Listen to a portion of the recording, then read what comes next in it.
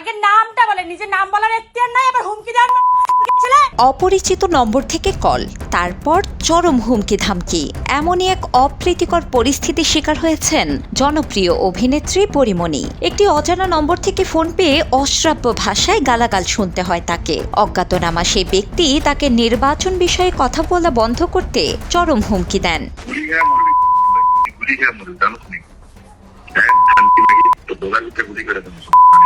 পরিমণি এই ফোন কলের সম্পূর্ণ কথোপকথন রেকর্ড করে রাখেন। পরে তিনি সেই অডিও ক্লিপটি নিজের ফেসবুকে পোস্ট করেন। ক্যাপশনে লিখেন, ভোট নিয়ে কিছু নাকি শেয়ার করা যাবে না, এরা কারা। এছাড়া তিনি এই পোস্টে সিআইডি এবং বাংলাদেশ পুলিশকে মেনশন করেন। গুলিটা করতে হলে তো আপনার দেশে আসতে হবে। দেশে আসেন, দেশে এসে গুলিটা করেন, দেশে এসে ফোনটা করেন, সামনে এসে কথাটা বলেন।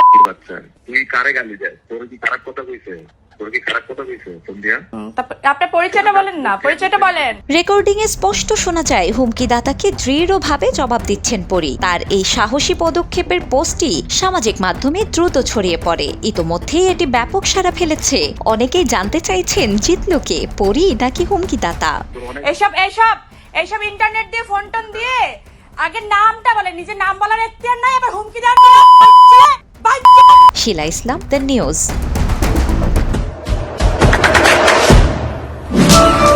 দেশে দেশে সবার সাথে দ্য নিউজ।